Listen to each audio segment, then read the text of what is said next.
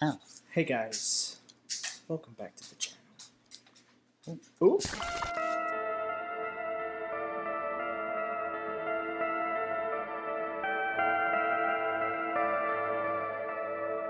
Is it the fan that's blowing a... There's no fan. This is a creepy cemetery. Oh. Hello, everybody, and welcome to the final episode of the Graveyard Guys I don't know what I'm doing. podcast. Graveyard Guys podcast. It is me, your host, Mikey, joined by my other host, Wes. and today is episode lucky number 13. It's actually quite a bit more, but It's we're not counting the yeah. special episodes. Yeah, it's 13 in our eyes, and that's all that matters. Episode 13L. For last episode, which I wrote down. No, I wrote that down, and then someone comes in and is like, "Oh, like for last episode." But anyways, so we're back. Hope you enjoyed our little apology video from last week. Apology video is crazy. Yeah, audio is a thing that we are working on. But I know this audio is always fairly decent when we use this setup, so we're going to use this setup until we can hope that it's good. Until we can get some of the things that we wanted to get. What do you want? Get Yoshi. Before we begin, Wesley, is there anything new? The usual. Life is lifing. I am reading a book. The usual. What book are you reading? Dying to hear about it. Jesus fucking Christ. Dying at the cemetery. Interested. But, anyways, I'm reading this book called Strange Sally Diamond about this woman whose dad just died, and he made a joke before he died, like, oh, just put me out with the bins, like with the trash, and just burn the trash. And so she burned him after he died. And then everybody's like, why did you do that? And then turns out she got a letter from him that had all the instructions, but she was waiting for her birthday because she thought it was a birthday card. Anyways, it's a whole thing. She's autistic, but like, okay, yeah. So that's the whole time I was like, you were like, I think I know how this She was ends. taking it like very literally, and then she did that, but it's actually more of like a murder mystery kind of vibe. Well, that's cute. Yeah, I'm finishing up Jurassic Park still because I'm a slow ass reader, but you know what? September 1st is here, and it's time to start getting into the fall and the spooky ookies. So hell yeah, I saw a list that was like LGBT fall themed books, and you want to get all over that shit. How do you do it? Like that? Yeah. You can't do it? I don't even know what I you're can't doing. do it with this hand. You go like this. And then you're not snapping. It's just this finger is hitting against these two fingers. Is what you do whenever you got like a pack of like chewing tobacco or whatever. I got it. Kind of like. More or less. It just sounds like we're jerking off. Can you do this? Mm-hmm. I'm laughing because... Can she? It's like and you're I'm like... just faking it. I was getting a massage the other day. The reason why I laughed. No, I didn't fart. But he was massaging me down my back like this. And, they use oil. And when it, got to the scoop of my back, I guess there was air trapped. And, and I was like... No, my back does that too. If I lay on the ground... Oh, I'm not going to do this on camera. Do it. Like, I would lay on the ground shirtless, and I would just be like... We just have such big scoops. Arch back. Oh, my back just cracked. I heard crazy, yeah. But anywho, so guys, we're here with the letter L, and we're also kind of changing things up a little bit. So we typically do letters, and then we go with the cities that are with letters, and we're still trying to stick with the whole Texas theme and something global or just in the country in general theme. But we're going to shake it up and just kind of improvise a little bit because there's a lot of boring cities in Texas that start with L, but there's something that starts with an L that I wanted to go over. Not even Lukenbach, Texas. Not even that. Wait, I forget. Does Texas City go first or last? First. Okay. So, I have Texas, and if you are Hispanic, you might know of La Lechuza. Do you know what Lechuza means in Spanish? Owl. Yeah. Ooh. We talked about Lechuza. I don't remember. the official one. She's a little owl woman. So, La Lechuza is a cryptid or legendary creature that has been reported in various locations in Texas and Mexico. In rural areas, sightings often occur in secluded farmland, rural communities, and areas with open fields or old barns where large owls are seen at night. Some specific regions and reports of sightings include South Texas, the Rio Grande Valley, and counties like Hidalgo, Starr, and Webb. Rural areas and farmland around San Antonio and Austin. That's us. And the border regions where stories of supernatural encounters are more prevalent. Ooh. They're also in East Texas. I feel like it's just naming It's just all of Texas, It's basically. just Texas at this point. But these sightings are often anecdotal, part of local folklore, and often shared in ghost stories or through word of mouth. Before any of this, before we started the podcast, did you ever hear of Lechuza? I did, only because I listened to like other like true crime podcasts, so like, or like True crime. you know, not true crime, like The true crime paranormal and or true crime podcasts. So Yeah. I did. So, but you know, like enlighten me. I'm gonna pretend like I've never heard of it before, even though I think this is probably like one of the creepier ones because I have most experience with this, not Lechuza in general, but just my family being super like paranoid of it. And so, you know, when was it? My first child was born, I want to say she was like 4 or 5. We were living in an apartment complex, and outside her window, I would just hear, ooh, ooh, ooh. And I was like, oh, there's an owl. Ooh, ooh. And I forgot who I told. I either told Adam or I told somebody, but someone was like, you need to stay with her tonight. And I was like, creepy. why? And they were like, just trust me, like, you just need to stay with her tonight and just like be vigilant. And I was like, okay. And then it would click on me like, oh, like I've heard of it before, but I never, you know, my first instinct was there's a witch or a ghost outside. So I was like, oh. And so that happened, and of course she's fine.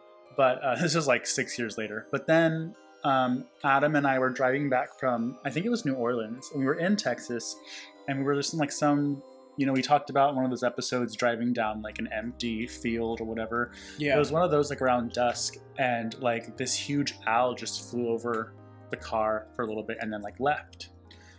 And again, I was like, oh, that's so cool, because I love owls. I think owls are cool. Mm-hmm. And Adam was like, because Adam's mom calls us from time to time, checks, and especially if we're out of town, she'd be like, where are y'all? Whatever. And he was like, do me a favor, like, don't mention that to my mom. Oh my god.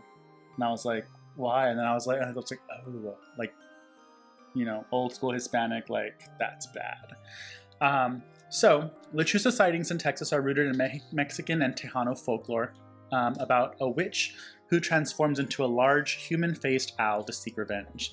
The most notable reported incident occurred in Robstown, Texas, in 1975, where residents claimed to see a monstrous bird with human-like face and immense wingspan, leading to widespread fear and the legend being known locally as the Big Bird of Robstown. So, people believe this is a witch. I don't know if it's a singular witch or just witches in general that turn into owls or whatever, but she's often seeking revenge on those who wronged her in human life. So I'm safe because I haven't done anything wrong to anybody. She, in some versions, she preys on drunkards, or, which relates back to my story, children. Ay Dios! The creature is described as a large, menacing owl with the face of a human. So, like, it's kind of easy to accidentally see that from a long time ago because owls do have very human-like faces. Is that scented? Yeah. What is the scent? I don't know. Okay, because there is a sorry, not to distract you, but there is like one of these candles is like It's this one. What does that smell? I don't know. I'm trying to. It's either lavender or bergamot. Is it sweet or no? Because what I'm smelling isn't sweet. like lemony. It's lemon. Oh yeah, yeah, that's what I'm smelling. I don't know why I smelled that and I was like, what is that? So we're trying to dress up the set, but Yeah, if we can't sorry. actually concentrate Not with to, the like, set distract dress, we're just everybody. gonna go back to a boring desk setup. Is that what you want? Because that's what we'll do. I don't know why I did that. No. Also, I don't think they can even see this candle. Oh, it's the Of course popcorn they can. one. Look, it's right there. No, the popcorn. Oh, one. the popcorn is butter flavored or scented. Butterfly. Butter popcorn scented. Open your mouth. I got you. Oh my god. I'm guessing probably not, but have you ever talked to anybody or heard from anybody that has said that they've had experiences with Lechuza? No. Never. Perfect. So owls in general tend to be prevalent in folklore when it comes to creepy things, and that's usually because of their nocturnal behaviors, their silent flight, which we mentioned that. Yeah, we talked. I forgot about what that. we mentioned that for, but that's a sign of being a predator. Uh-huh. I was like, that's terrifying. Oh yeah, I remember talking about how Otis flies versus how like Yeah. Otis is my little cockatiel, and he goes. He's Yeah. like really loud when he flies. It's like chill, Because bro. seeds don't need to know.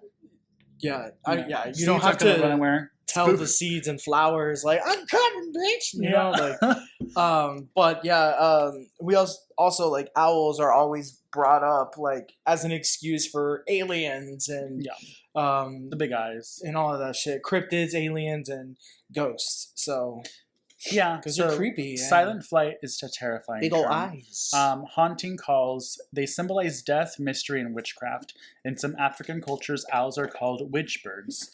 Native American tribes viewed owls as omens of death. In Greek folklore, owls were known to be shape-shifting witches that targeted children. The concept of owls as witches or familiars is seen in the tale of Lechuza, which is Mexican folklore, which we just discussed. So they symbolize omens, bad traditions, ghostly presence, or underworld connections. In some Native American traditions, evil medicine men can transform into owls to curse rivals. They're also associated with Halloween, mystery, and warding off evil. And so I think, and this could be completely wrong, but I thought the white barn owl was a good symbol in like in Asian cultures, but I could be completely wrong. But yeah, owls are spooky ooky. Even though I did see a collection of owls on TikTok and they were all kind of cute, like hopping around and stuff. So maybe we just need to calm down on the owls. Like whenever you get an owl and you like lift its like torso and its like legs are like this long. Yeah, it's so funny. Was it an owl? Yeah, or did you see the owl where they performed? So it had like what's it called? Anesthesia, but it was coming out of it, and they put it. Oh, they put it down, and it goes boom. Yeah, and its feet were in casts, so it couldn't like stand up or anything like that. That was good. I love that video. My God. But yeah, that is kind of a wrap up of Lechuza. All right. I did kind of stay on theme. Changed it just a little bit, but not enough to where it's like a whole other like fucking format. Bitch. Let me tell you whose idea this was originally to change the format. Well, I'm always gonna, me, Innovator West. I'm gonna like always put great ideas out there. Also, this wax. Oh, I know. Don't touch it. It's gonna burn you. Ow, that did burn. What a dumbass.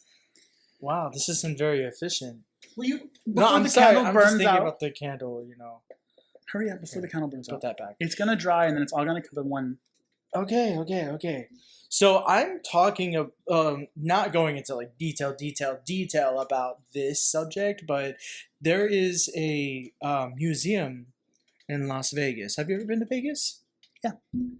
Oh, the Zach Baggins Museum? No, not that one. Oh, but yeah, I've been to. That would be a great. That would be a great idea to talk about. Why I said it like that, but that would have been great to talk about. That was like super geeky theater. That was really weird. Yeah, that would have been great to talk about. However, I did not. My sister does that, and so I'm. It's the second time you've brought up your sister on the show.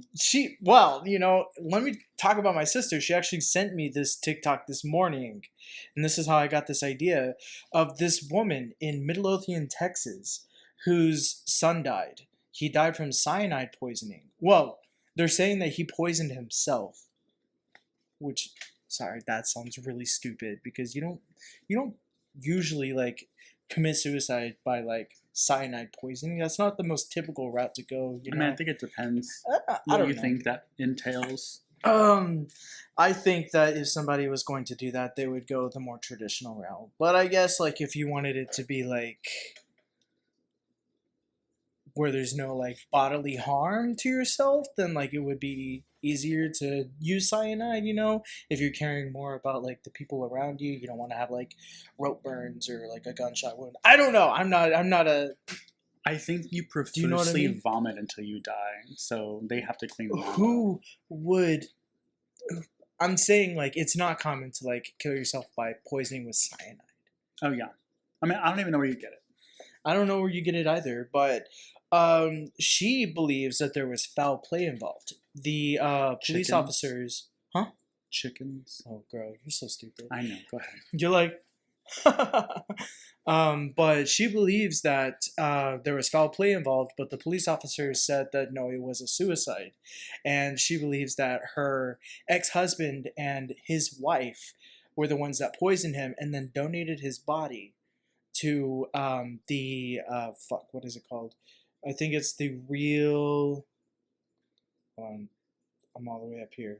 The Rio Grande. There's the the Real Bodies exhibit in Las Vegas, Nevada. So it's not confirmed. This is all like a theory that she has. This is all speculation, but she didn't see the body. I'm assuming, and she doesn't have access to the body, and they're kind of like covering this up, and it's like really sketchy and weird. And she is saying that they wanted to cover up their murder by sending his body and donating it to the Las Vegas Museum, and she's able to see like pictures of him online of like that body in the museum and making like comparisons to like the torso, the bone structure, and everything. Have you seen those bodies? No. Oh, like in They're- the exhibit? They're kind of like skinned Yeah. faces almost. What they do is they use plasternization or plasternation, or I can't remember the whatever Asian word it is. Asian, but they use whatever that word is. It has plaster in it. Plaster involved. It's where they like use all these chemicals to break down the fat in your body slowly over time to leave only the muscle and the bone, and then they're able to like they can put you in like poses and they can like display you and have you completely preserved without any like the odor. body exhibit. Yeah, it's just a body exhibit. It's dead bodies all over the place, and there's like really creepy ones because like in the like just in the exhibit overall, there's this one where this guy was preserved and then they cut him into even slices and then had him like all spread Do out. you remember like, that movie The Cell with Jennifer Lopez? I did not see that, but has Jennifer Lopez in it? Yeah, they have a horse and like the horse, like these glass things just like shun down on the horse and they like separate and like you can see the horse in segments. It's a weird ass movie. I've never seen that movie. It's very nightmarish because I think it's a horror movie. Mhm. Oh, okay. I've never seen that. Mhm. But with this exhibit, a lot of people have issues because they can't provide proof on if people actually donated their bodies. if they were sourced ethically. If they were sourced ethically. Ethically. Oh my god. Oh my god. Ethically. Not that, no. If they were sourced ethically. So a lot of people believe that they were sourced from like Chinese prisoner of war camps, and they were executed and then brought over and then plasternized or whatever the word is and broken down and then just put on display as a dead body. And then they don't have any like documentation that proves this. So there is another case. This is not the one in Las Vegas, but in China, where a reporter has gone missing. She was 8 months pregnant. She was having an affair with this really famous mayor at that in that city, and then she went missing. And then all of a sudden, there's one of those real body works, whatever museums that popped up, and there's a pregnant woman. And there's like this baby that is preserved, and then there's this adult female that is preserved, and it's stripped down to where you can't get like exact facial features. Mhm. So it's like it's basically muscle and bone. And then they completely wiped all of her information, so you can't find any videos of her as a news anchor, because that's what her job was. She was a very well respected member of her society. They can't find any videos of her as a news anchor. They can't find any like hardly any pictures, and there's no like police reports or anything. She just like wiped off the face of the earth, and all they know is she was pregnant, she went missing, that's it. And so a lot of people believe that she might be that woman, that pregnant like body on display. And do you want to know the most damning piece of evidence is the mayor's wife is the president of that bodyworks company. But he is like in charge of the whole city, so like there's no like repercussions. They said that, oh no, that was actually a woman that was friends with the family, and she gave us permission to like put her body on display, but we're not going to give any names or anything like that. But then people are like, how would she know that she would die while pregnant and gave permission for this display? It's weird. And then also I'm just now realizing we have a fish tank. Oh my god. We have 5 minutes left of the episode. Oh shit, really? Yes. But yeah, she was most likely put on display, so that was really creepy. But there's no evidence. I mean, they covered everything up. So if it is true for this case, then we don't know. And what city was this? Dali, I can't pronounce it. It's a city in China. So that was a city in China. But it's also with the whole like body Las Vegas thing. Yeah, the whole like putting bodies on display for educational content. I'm just wondering, where did the L come in? Oh, Las Vegas. And where did Las Vegas come in? Las Vegas, because Midlothian, Texas. So it still kind of had like that Texas connection. The mom's son died, and they were from Midlothian, Texas. Gosh. And then they allegedly, according to her, covered up his death by donating his body to that body museum. And then she thinks that's my son on display right there. But she's trying to like rally up people. This is a current thing. Yeah. She's trying to rally up people to like believe her, but everyone thinks she's going crazy. That's a crazy story, Wesley. Very interesting. And current. Very current.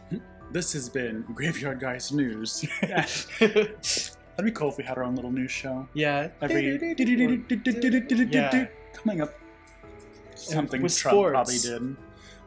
I'm glad you went to sports and I went to like government conspiracies. I don't know. But anyways, no, that's really creepy, because it's also like when you're telling the story, it's very much like there's an owl.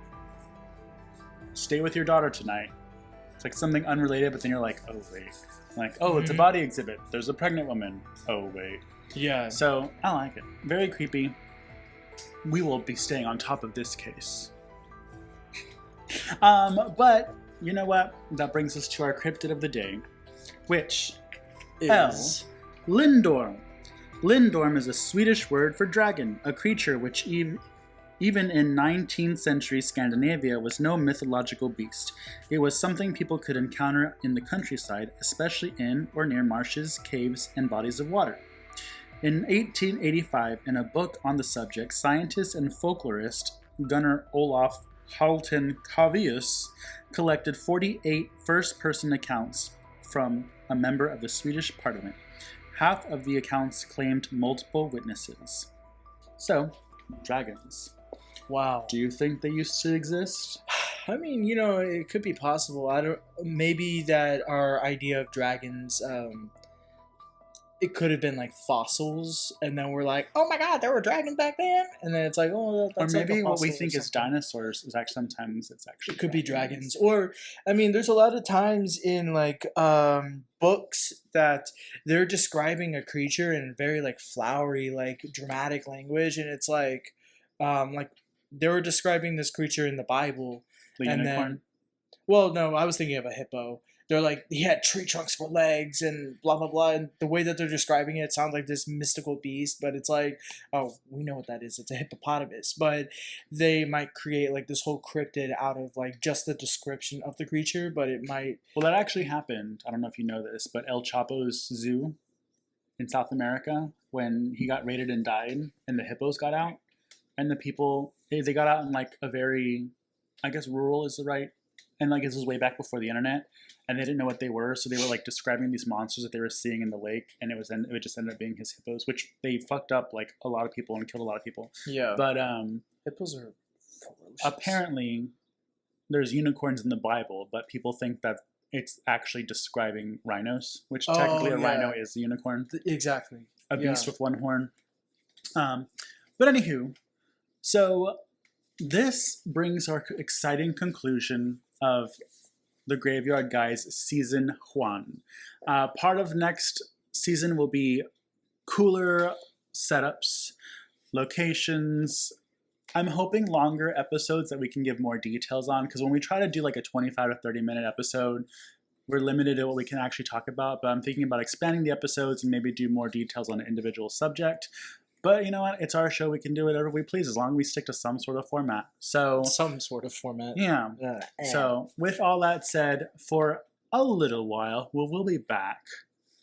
Graveyard out, bitches. This has been episode 13L for See You Later. Bye. Bye. I won. Embarrassing.